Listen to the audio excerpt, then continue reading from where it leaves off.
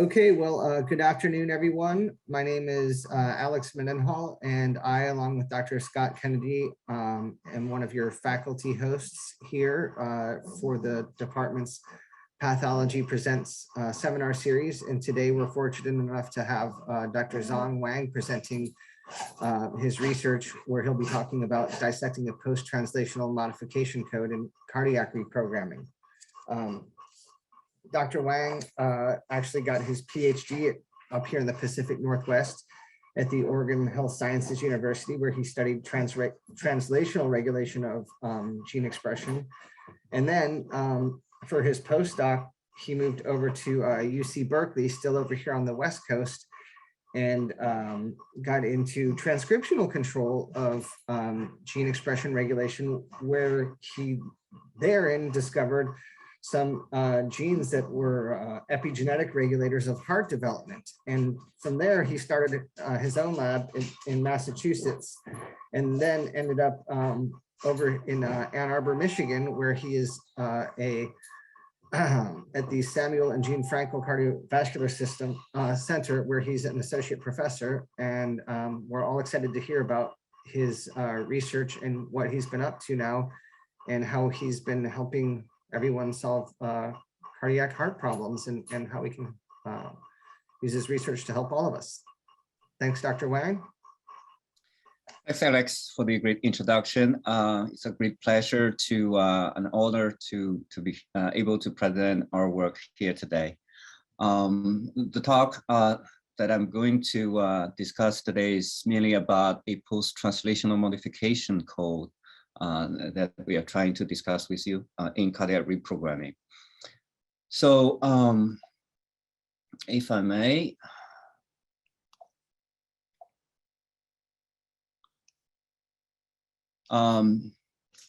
we are mostly interested in dealing with heart attack, and currently, as many of all of you know, that the major treatment for heart attack is to restore the blood flow. These are through surgical procedures or medications. But one of the underlying fundamental problem in heart attack, which is the massive loss of cardiomyocyte, has not been directly addressed yet. And in recent years, many researchers, including the established distinguished researchers there at University of Washington, like Chuck Murray, has developed new strategies to protect or restore the cardiomyocyte in the heart organ in order to restore the heart function. So our research also has fallen into that category, which is the C category. Again, it is to involve in either the protection against the cardiomyocyte death, or through some ways to regenerate the heart tissue by restoring the cardiomyocyte cell numbers there. Again, through this, you can see that our major focus is in the epigenetics. And recently, we are also trying to connect the epigenetics with energy metabolism, but merely that connection is merely in the nucleus. And by trying to identify the mechanism at the interface of epigenetics and energy metabolism, we're applying those things into 3 different categories. And one is cell transplantation, the other one is direct cardiac reprogramming, and the most fundamental one at the bottom is the endogenous cell protection and proliferation. Of course, we cannot do that by ourselves, and there are numerous faculty members here at University of Michigan that we have been closely collaborated with, including tissue engineering experts, Dr. Peter Ma, and protein structure drug design expert, Zhong Wang, and large animal model metabolism expert, Dr. Eugene Chen, and also clinical investigators such as Dr. Frank Pagani and Paul Tom. Okay, so before I talk about the major topic today in derived reprogramming, I'd like to mention a little bit about the other two directions. One is cell transplantation. So we've been working on this for a number of years, and initially we were trying to see what are the most prominent cell types in the heart that are good for cell transplantation, and then we move on to see whether some of the molecules, bioengineered molecules that can serve as cell carrier or a scaffold for efficient cell transplantation. And one of the collaboration has been just published about a year ago in Advanced Functional Material. And then the other direction is to protect the endogenous cells and also maybe help to proliferate the cardiac cells, such as cardiomyocyte. And in that direction, what we have been mostly focused on is related to histone acetylation.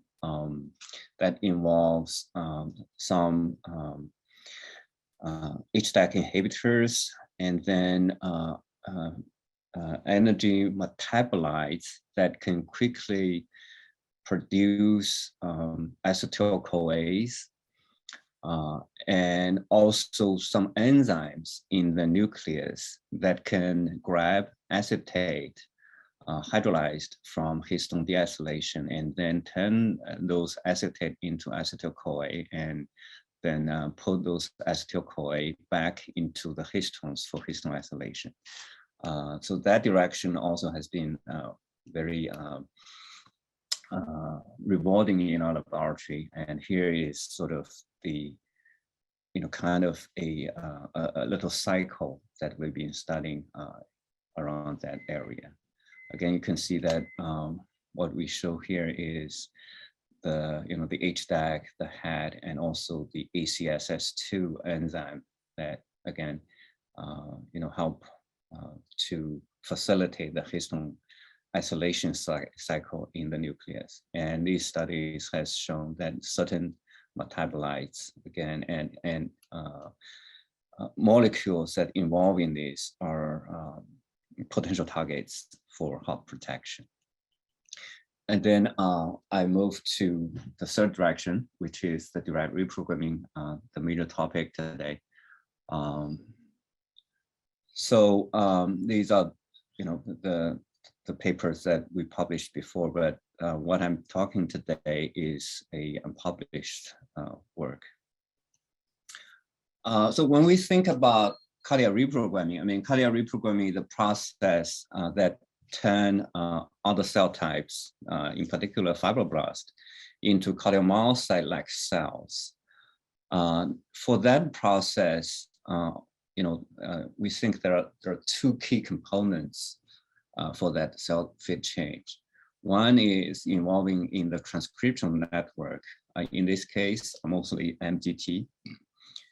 And then the other one are the epigenetics or post-translational modification or histone code perspective that, when we think about, the cell fate change, typically, there is no genetic mutation or genetic changes there, but it's mostly involved in the epigenetic changes. So every cell, in our body, typically their genetic code is the same, but what differs from each cell is the epigenetic landscape, or in other words, we can probably call it epigenetic code. So we're trying to see, whether there are, previously undefined post-translational modification code or epigenetic code in, cell fate change in this area. Okay, so a little bit sort of discussion about the epigenetic regulation of histone code. And you can see that the function of histone code was first revealed by point mutations in certain residues in histone tails. And then, if you examine those epigenetic code, you can pretty much see that the modification, I mean, all those the moiety that added to the histones, they are mostly derived from metabolites, like methyl group, acetyl group, the phosphorylation group. Particularly, if you think about then the substrate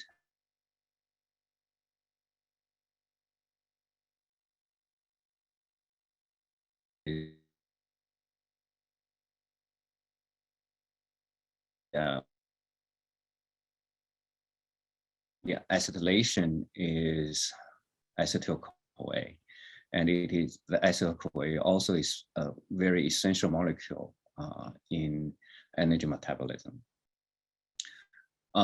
So due to the time, I guess for this talk, I won't talk into more details into that. And then another thing is, when talking about code, then you obviously can think about the code writer, eraser, and readers. For example, for the acetylation code, we have the hat as writers, HDAX as the erasers, and also some other proteins like bromodomain containing proteins as the readers.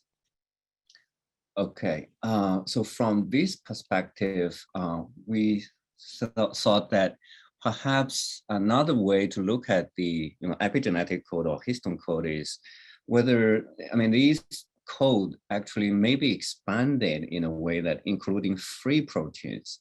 The reason for that is because even though like for when we talk about hats or HDAX that put acetyl group or remove acetyl group into histones, these enzymes can actually do exactly the same for free proteins. But due to, I guess, various reasons, people study these things, they tend to separate them in different ways. And, the modifications that happen in histones are typically called epigenetic code or epigenetic regulation, but for free proteins, they just don't consider that way. Yet, those things actually are catalyzed and organized by the same set of enzymes.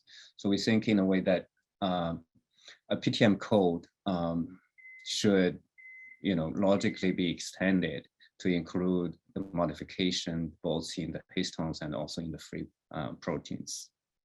And also, there may be, two sort of extra things related to that. One is a PTM code can be embedded in spatially close multi-protein complexes. And perhaps maybe that code can be also in condenses, which I'll explain, the later part of the speak. And then a PTM code can be encoded by uniform motif-dependent PTM across multiple proteins, which means that, a code also should be motif-dependent. So, these sort of the things that after we studied a potential PTM code for a while, and you'll see why we mentioned that. And then, so again, when we try to identify the epigenetic regulation in cell fate change, there are a lot of different modifications, obviously. And, it's mostly depending on our success. I will say that, finally we focus on a phosphorylation event. And the reason, other reasons are that, the phosphorylation is the most common PTM regulation in cell fate change. And then here, I also like to mention that in a way how we identify this PTM code. So first started from phosphorylation, and then we tried identify motif-dependent phosphorylation across different proteins. And as a code system, as I mentioned before, then you know, I will have to try to identify the most important code regulators, you know, such as what are the key writers, key readers, and key erasers. Obviously, the final thing is to try to investigate the code activation mechanism in cardiac reprogramming. Okay, so the first part is our effort to identify the possible PTM code in cardiac reprogramming. We started from phosphorylation mimicking and dephosphorylation mimicking studies. So initially we thought that the phosphorylation or actually acetylation of key reprogramming factors may be important for cardiac reprogramming. I would skip the acetylation part and focus obviously here on the phosphorylation part. And so by constructing a library that constitute of phosphorylation or dephosphorylation mimicking, we have had about over 200 mutants constructed, and then we use a screening assay as shown on the lower left part of the screen. So to show, you know, how those mutations affect cardiac reprogramming. And our study shows that for those mutations, some of those phosphorylation mimicking or dephosphorylation mimicking sites appear to be important for cardiac reprogramming, as shown in panel B here. And then when we examine the point mutation, you know, the sequence that those mutations are resided in, and things like that, either through you know, the eukaryotic linear motif prediction results or through other ways, and we have identified that most of the mutants that show effects seems to be related in a motif called 1433 binding motif. So that's a very interesting discovery. We decided to pursue that further. And by doing that, you know, to do a combined screening with a number of assays, we find that indeed, you know, from the 1433 binding motif point of view, when we re-screening those molecules and related to cardiac reprogramming, we confirm that the 1433 binding proteins and the those motifs that are important for phosphorylation are indeed very important for cardiac reprogramming. As shown in panel C, that many of the factors that appears to be involved in cardiac reprogramming, you know, if we mutate their 1433 binding motif phosphorylation, the effect is very obvious. Okay, so a little bit background about this, the 1433 binding motif. So 14 and 1433 proteins. So 1433 is a protein family binding to 1433 binding motifs. The motif is typically R or L, X, R, X, X, S, X, T. And then the human 1433 family consists of 7 isoforms. So the major function of the 1433s are: 1, it causes direct structural changes of the target proteins once it binds to them.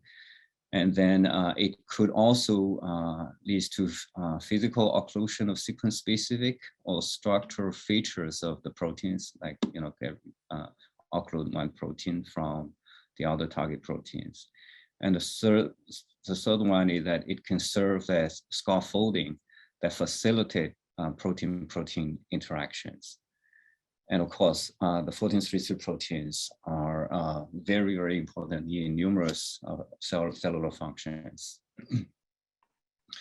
Okay, so here I'd like to stop here and make a conclusion that we have constructed phosphorylation and dephosphorylation mimicking libraries of numerous cardiac factors. And we also have identified the phosphorylation in 14-3 binding proteins, or we call it, 14-3 phosphorylation code that are embedded in diverse classes of factors that can regulate cardiac reprogramming. Now, the second part, excuse me, that I like to discuss is our study about the phosphorylation in 14-3 binding motifs and how they are connected with the cardiac reprogramming process. So first, we set up this cell line that allow us to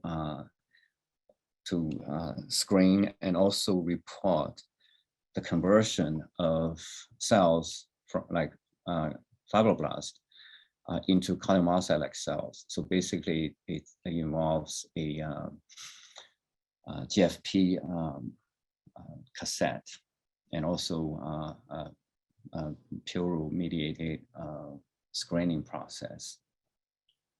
So in this process, during this process, so when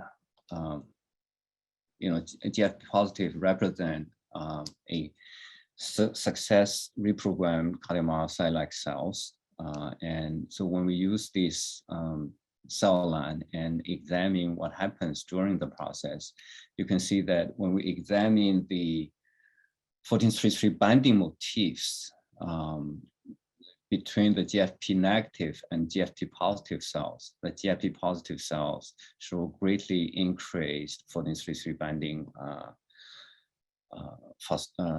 the motifs phosphorylation. So A and B, the B are the different days. Okay.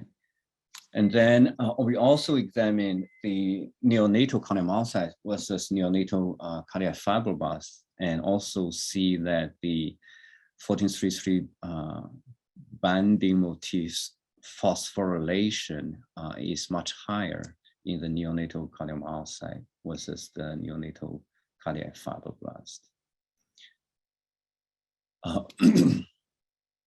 And then also, thinking from a code perspective, then the 14-3 proteins themselves are considered to be readers. So they recognize the phosphorylated 14-3 binding motifs. And then we examine, whether those 14-3s are very important for cardiac reprogramming. And indeed, two of the isoforms, E and zeta, has been shown, abundant in fibroblast and relatively abundant in cardiomyocyte, and their knockdown greatly inhibit the cardiac reprogramming.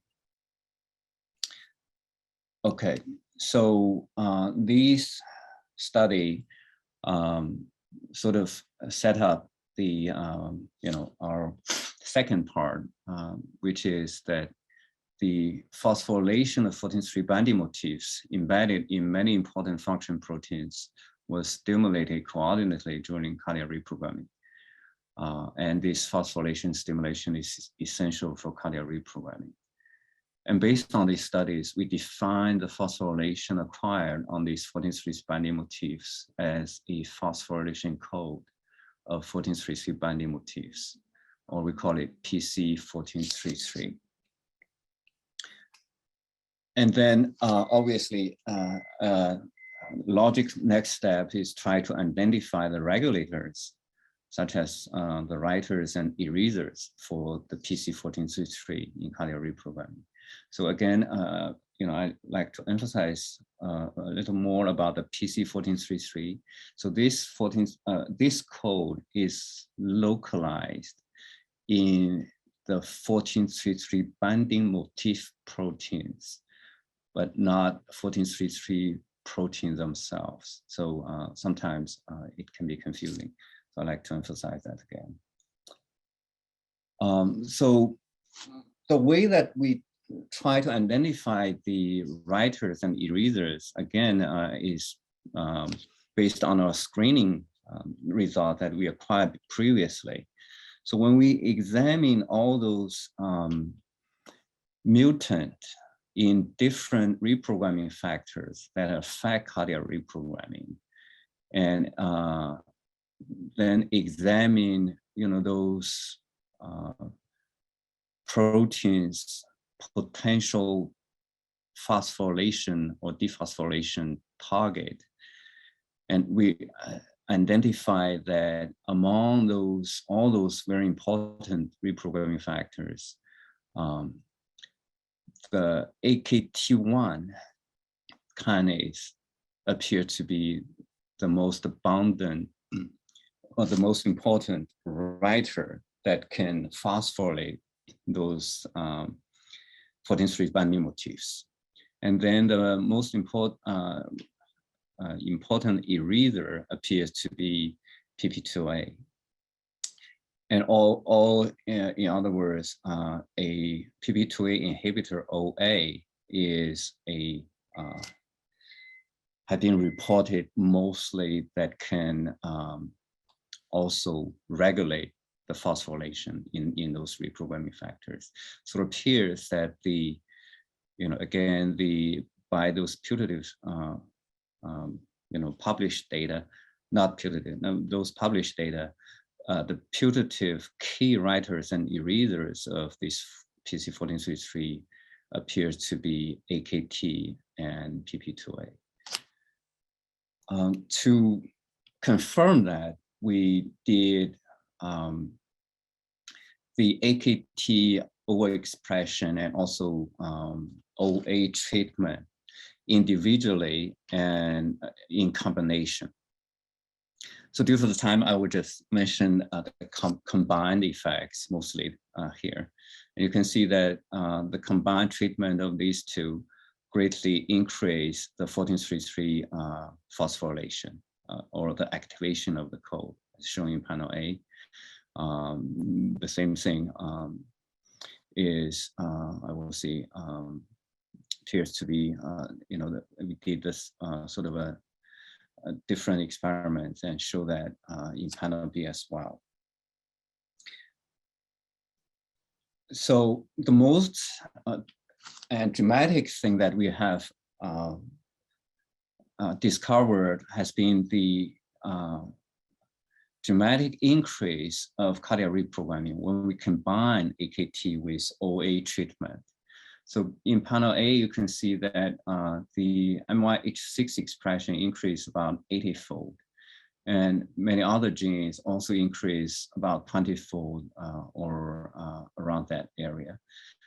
And then again, so when we do the immunostaining, the cardiac troponin T positive cells also increase dramatically.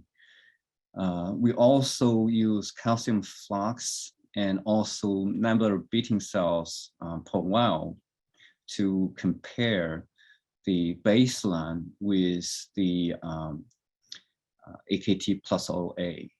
And again, you can see that the AKT plus OA greatly increase the calcium flux and the beating.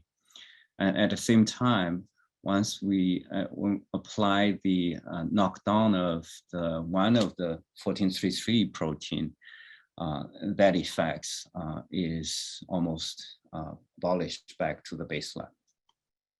So these indicate that the PC1433 activation by AKT and OA greatly increase the cardiac reprogramming and establish that AKT and OA is perhaps the key writer erasers. And also we check a number of other kinases and phosphatase inhibitors, but indeed the AKT and OA is the most prominent combination in what we perform. So the other important observation that we found is when we try to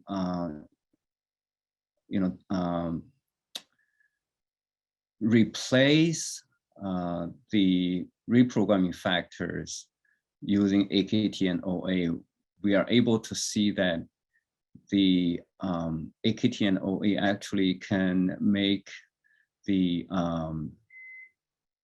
MEF2C and GATA4 dispensable for cardiac reprogramming and only requires TBX5 during the process. You can see that by all 4 different comparisons, the TBX5 plus AKT plus OA is very comparable to the MGT result.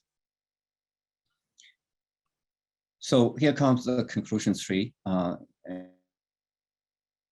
TB2A inhibitor, oxalic acid and AKT treatment leads to PC1433 activation and drastically enhances reprogramming. The PC1433 code activation can replace MEF2C and GATA4 and induce cardiac reprogramming with the presence of only TBX5. So hopefully, from this point, I convinced you that we have identified something related to 1433 binding motifs or this PC1433 code.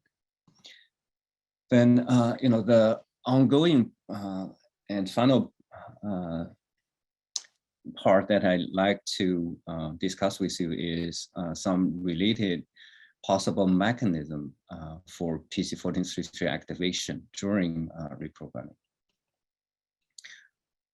Again, we, in order to examine the possible mechanisms, we went back into our original screening assays and trying to identify some clues from there. And one of the things that we noticed is that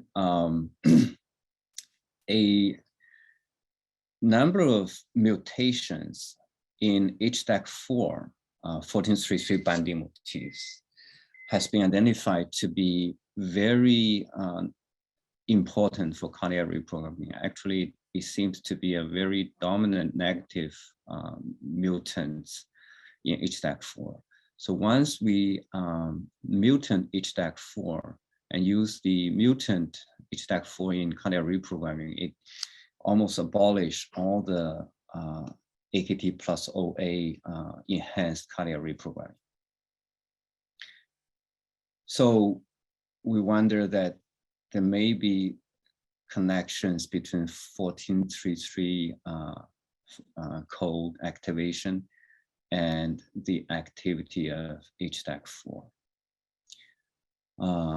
So to examine their potential connection, we first try to identify what HDAC4 is doing in the cells.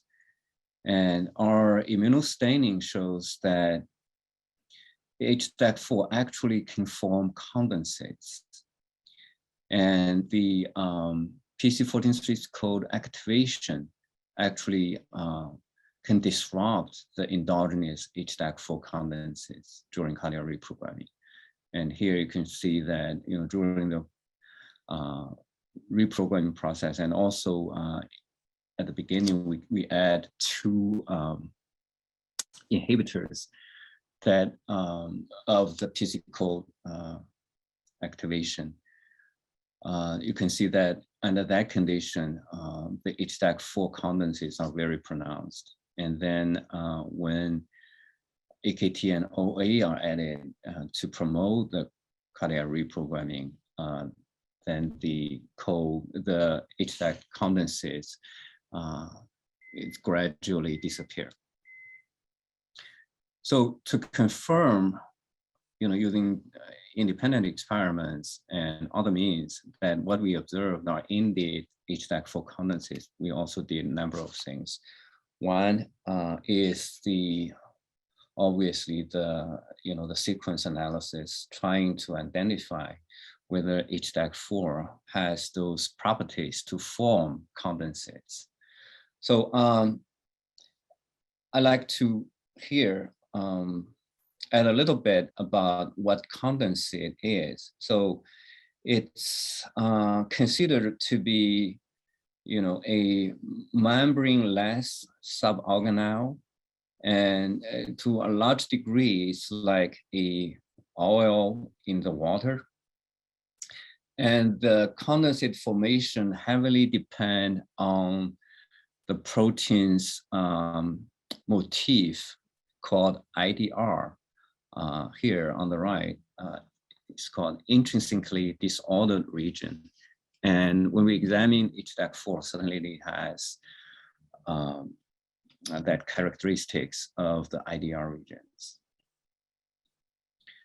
Okay, and when we do, some of the light-induced condensate formation, we can also see that the mutations related to IDR or the phonetic binding motifs affects the condensate formation. Again, so these are continued study showing that different part of the mutations in the IDR region have different effects on the condensate formation. It appears that the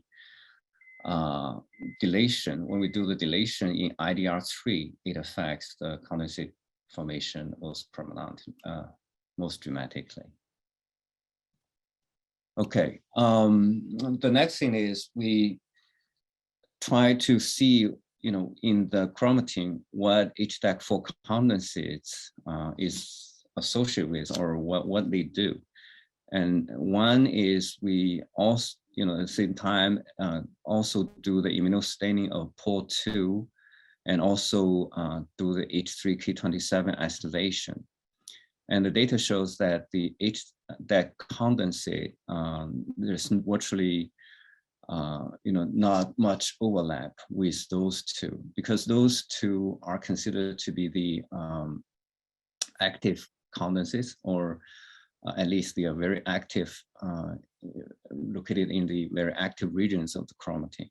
And the HDAC4 don't overlap with them. So suggests that HDAC4 condensates perhaps is mostly inhibitory.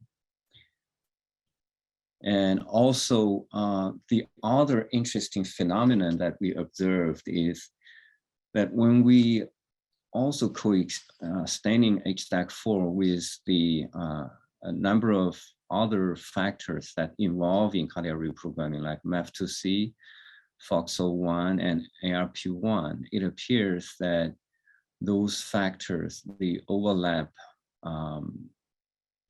very consistently with HDAC4, unlike the POL2 or the K27 acetylation. This is an important, sort of question to us, whether, the HDAC4 could be an organizer for condensates that are not only just contains HDAC4, but maybe other factors involved in it. So that's currently what, we are in the process of doing. Obviously, from these experiments, we are trying to see whether HDAC4 condensates could be, also in a way a trapper that traps some reprogramming factors inside the condensate. And by doing that, it limits those reprogramming factors function in cardiac reprogramming. And at the same time, if we activate the PC code, which will disrupt the HDAC condensate, and then it, may in return not only disrupt the HDAC force inhibitory effects in transcription, but also may release some of the reprogramming factors from the condensate for their function in gene expression. Again, we are in the process of trying to see whether those things are true, but at the same time, the other thing that we would like to establish is to see whether the condensate formation or the dynamics has anything to do with the successful of cardiac reprogramming. So one experiment we did is to use different HDAC4 inhibitors and see their effects in both condensate formation and also cardiac reprogramming. So the A is 3 inhibitors function in cardiac reprogramming. You can see that TMP269 appears to increase the cardiac reprogramming, and the other 2 appears to inhibit the reprogramming a little bit. And then, if you check B, you can see that the TMP296 can disrupt the condensate formation, and the other 2 don't have much effect on the condensate. So this piece of evidence, I guess, together with the mutant forms of the HDAC4 data that I showed you before, clearly show that there's a perhaps a pretty tight correlation between the HDAC4 condensate formation and the cardiac reprogramming inhibition. So as I mentioned, the mechanism part is still, I will see, a work in progress. So I cannot make a final conclusion, but definitively, but still, based on our study, we probably can, refer that PC43 activation disrupts endogenous HDAC4 condensate during cardiac reprogramming. I mean, that part is pretty clear. And HDAC4 protein contains characteristic features from condensate formation. And then HDAC4 inhibitory-induced reprogramming histamine is associated with condensate disruption. And again, as I mentioned, that it is a work in progress, and we like to, use other ways to try to identify the causal relationship between HDAC4 condensate and cardiac reprogramming. So, based on this, again, I like to present you the major conclusions here. So a PC1433 code has been identified in pivotal functional proteins such as MEF2C and HDAC4 that stimulate ICM formation. And I show that AKT kinase and PP2A phosphatase are a key writer and key reader of the PC43 code respectively. And this code activation can replace MEF2C and GATA4 and induce ICM formation with the presence of only TBX5. And the final conclusion, with a bit of, caution is that PC43 activation disrupts nuclear inhibitory condensates comprised of HDAC4 and other PC43 embedded factors to promote cardiac gene expression. And I guess this is a sort of a graphic summary of what I just presented here. Again, it's with the low PC1433 code, there will be HDAC4, massive HDAC4 condensate formation, which repress the gene expression. And with the high PC1433 code, as shown in the right panel, the HDAC4 condensate is disrupted, which may first disrupt the HDAC4 inhibitory effects, and at the same time may also release other reprogramming factors for their function in cardiac gene expression.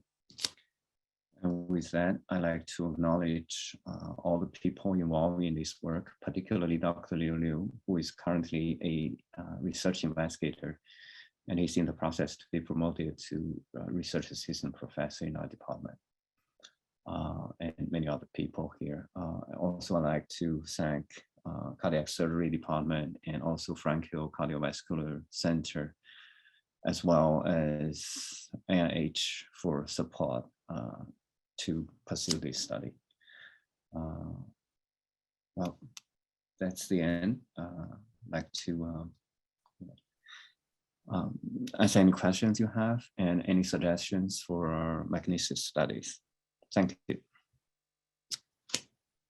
Thank you again for giving a talk. Open this up for questions if there are any.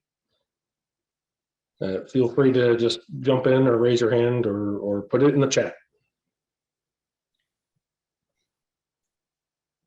All right, so this is well outside my area of expertise, so I may ask a dumb question because I'm very good at that. So, from my understanding of your talk, you have you think, or you're reporting that you have a kind of a histone code that is like in your heart and your cardiomyocytes that are just doing, standard cardiomyocyte sorts of things. They're repressed. They're just sitting there, and it's preventing. Let's say you have an ischemic event, right? The idea is that if you can kind of rewrite that, you could rewrite the cardiomyocyte code so that they could proliferate and fix things, or so are those condensates found just like hanging out in normal developed heart, or is this kind of something that you find in a dish that when you induce the basically you induce them to be more pliable and for repair, that's when you see them? Yeah, that's a great question. Tough to have an answer at the moment. I mean, right now we don't know that in the heart or after the heart has an injury, what happens to the possible HDAC condensates there. So the HDAC condensate that we identified is mostly in the during the cardiac reprogramming. In other words, it's mostly in the initial fibroblast that we identify. What we know is that in this, the in vitro experiment, when we activate the PC code to promote cardiac reprogramming, the HDAC4 condensate disappears. So again, there are a number of pretty good correlation experiments that I presented here, and also we're pursuing more. But I guess in a way right now, we haven't nailed it down in a way that show the HDAC condensate, let's say, is a major barrier in cardiac reprogramming. So that I think we may need to pursue more experiments for that. In a similar line of questioning, like I said, anything I say is going to be totally outside my area of expertise. But could you you found some of these inhibitors for that affect your 1433. Like if you gave it to a mouse that had transaortic constriction or something, that was having an ischemic experimental ischemic event, could and cause damage, do you think? Like, you do a lot of stuff in the dish, but like the question is, could you do this in a mouse, like right off the bat? Yeah, we tried a number of times. I would see currently I will see relatively more challenging for in vivo experiments, particularly for the OA treatment. So we haven't been able to see a dramatic difference, for the functional recovery of heart in vivo after injury. I mean, that is another area that we're trying very hard to, to explore. Again, I mean, so far we haven't got, great results from there yet. I mean, I see the utility of this if you're trying, for in vitro sort of stuff where you want to try to make some cells that you could use for a patch or something like that. This seems like a very promising avenue to go down. So I just want to give everybody another opportunity to ask a question. Otherwise, we will end it just about on time. All right. Well, thank you again for giving this talk, especially a somewhat last-minute invitation. I'm glad we were able to fit you in our schedule. Yeah, please feel free to reach out to him or to me if you have any questions, and I'll make sure that everybody gets their questions answered. And this being the last Path Presents for this academic year, thank you for everybody who went to all these talks, and we will be doing it again next year. Thank you again. Thank you. Thank you for having me. Bye. Bye.